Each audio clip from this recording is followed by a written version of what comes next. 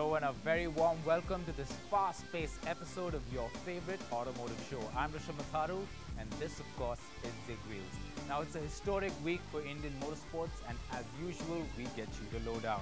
Check out what's on the show. This week it's a Formula One extravaganza as we catch up with the stars of the Mercedes GP Petronas team. Back to winning road, that's my challenge and that's with Mercedes. We check out the formula for safety as well as what it takes to be a marshal on track. And finally, all the action around the Grand Prix, we celebrate F1. Now we've got a lot to cover up, so let's quickly get down to it. Now with Formula One teams and drivers heading down to Delhi for the inaugural Grand Prix, it gives us a great opportunity to catch up with some of them. In fact, in particular, with the Mercedes Petronas Grand Prix team. The buzz surrounding F1 in India is just as loud as the cars themselves. And with the race weekend here, it gave Editor-in-Chief Adil a fantastic opportunity to hobnob with some of its icons.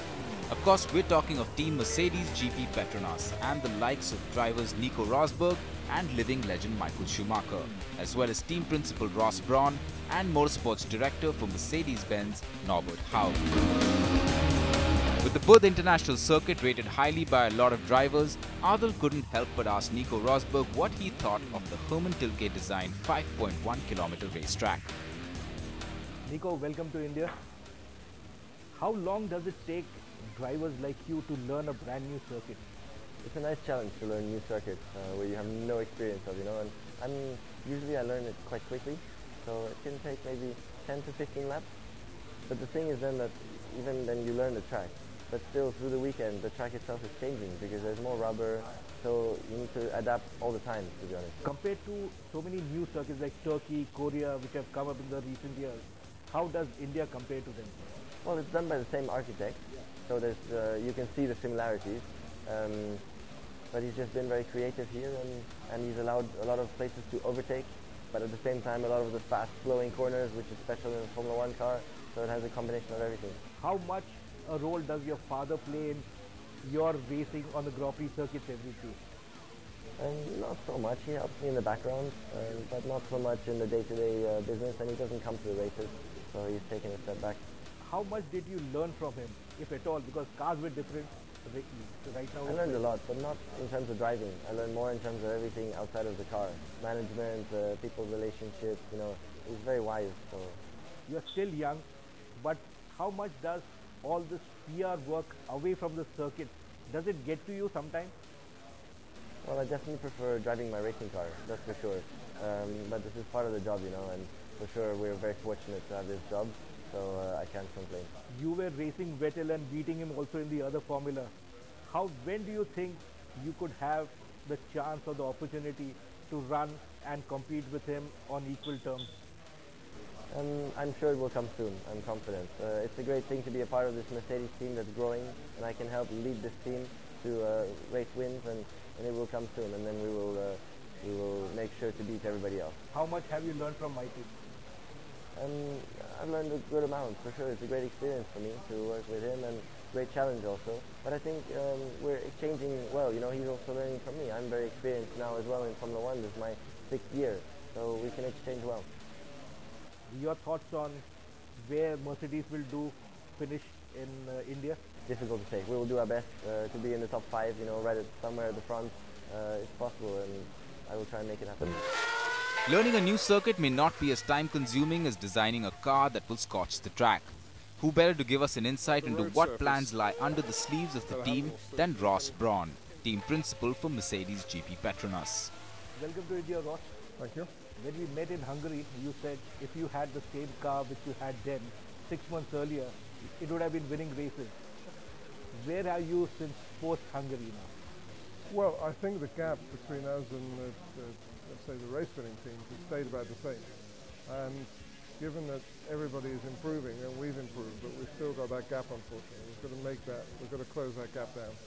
And that's our objective, that's our ambition for this winter.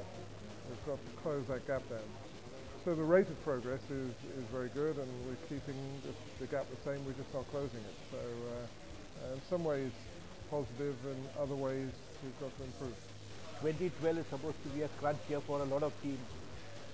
and with the new FDUC regulations, do you think that's good, bad, or how are you going to tackle that? Plus, you have also got some innovative tricks up your sleeve, I presume. Well, Formula One is a balance of what I would say is a sort of the donkey work where you're just trying to make the car faster, and then innovations which you keep adding to the package. And you won't do it without both. You've got to have a very, very good platform, and you've got to have very good innovation. And all the teams are working on innovations, and you all hope that the innovations you're working on become the standard or the mainstream. In 2010 we had the FDUC, and after 3 or 4 races everybody started to have it. So there was an advantage for McLaren, but it equalised after a while. So we're working on some interesting things for next year, but it's very important that we improve the base platform. The basic, the weight of the car, the centre of gravity, the basic aerodynamic performance, the way the suspension works, all the straightforward things have to be lifted. And then we can add the innovations on top of that. What do you really require? A very fast car which is unreliable to begin with, or a reliable car which is not fast? Where do you start from? I think in some ways it's easier to make a fast car reliable than it is to make a slow car faster.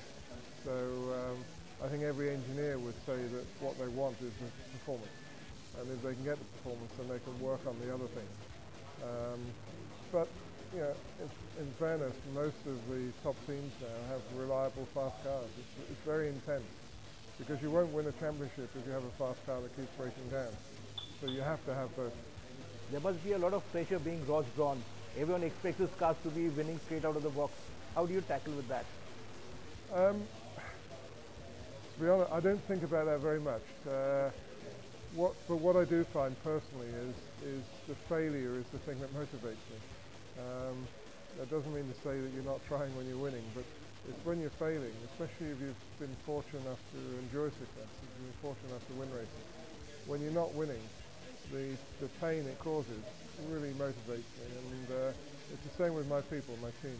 We're all highly motivated by the fact that today we're not winning races, and we want to win races, and everybody's working incredibly hard. So you tend to focus more on where you are today and what you're trying to achieve, rather than whatever you did in the past. So, and I've got some people in the team, we've got some people joining the team, we've all won races, all won championships, and we're all going to fight really hard to get back there.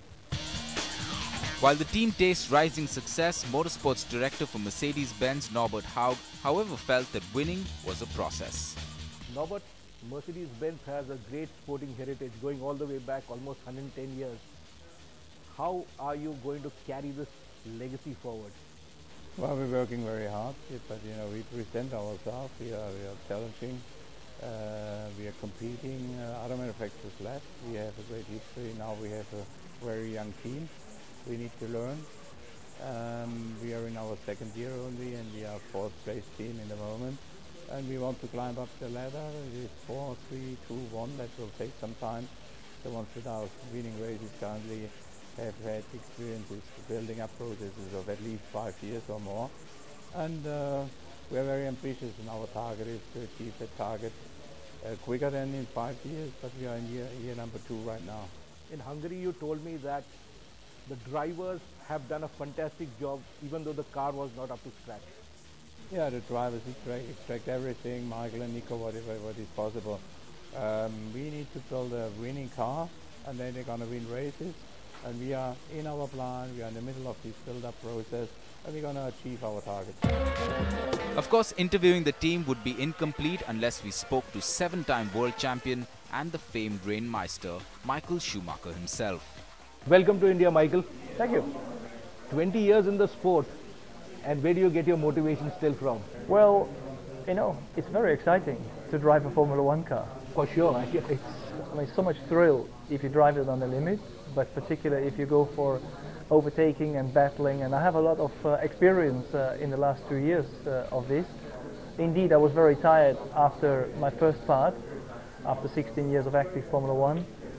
3-year break that I didn't intend to call a break, but it happened to be, and now I have refreshed motivation. Most important thing, it was very critical that you again got back to seeing the Michael Schumacher of old at Spa this year. You saw it before, but you know, it's we drivers depend a lot on the machine that we have and the car, and it took a while for me to get back into the rhythm of Formula One, to understand how to maximize the car, and I have to say that maybe Spa, in a way, you're right, it sort of made a transformation on things. But if you go back, you will find lots of other samples like Canada and so on, where I was back in the fighting field as before. It's good you mentioned Canada, because finally we saw that without DRS and KS, you were on the same pace as the Red Bulls and the Ferraris. Do you think all these new innovations are good for Formula One? Basically, yes, because if you take the last race in Korea, how interesting the race was, the battle between Webber and Hamilton, for example, because of all these new features with DRS and with the curve. Otherwise, it would have been a reasonably boring race, I have to say. So it's maybe not perfectly used, those tools, but I think we take a lot of benefit from it. You are the granddaddy for all German Formula One drivers. Seb Vettel was a kid, and I believe you also gave him a trophy at your go-kart circuit. How does it feel to have an understudy come across, be world champion? It's great, because I mean, he's a good friend of mine, and in a way I know him since he's very little, I mean 7 or 8 years old, and to follow his career and to be close to him is something that I deeply enjoy. And now to see him second time world champion, I feel very proud of him. You and he shared the driving at the Race of Champions for the last couple of years. How did you complement each other? I think we sort of always help each other somehow, and not for granted and not for free that we have been given the title already so often, and I'm looking forward to sort of keep it in our hands this year. You started with Mercedes. Will you finish with Mercedes? I'm pretty sure that my career is not for a long-term base, and yes, I have a lot of faith in Mercedes, and the challenge to arrive back to winning road, that's my challenge, and that's with Mercedes. So while India celebrates this historic day, we'd like to wish Mercedes GP all the luck they need to turn their fortunes around. Well, the heat is definitely on the drivers, but time now for a quick pit stop. We'll be back before you.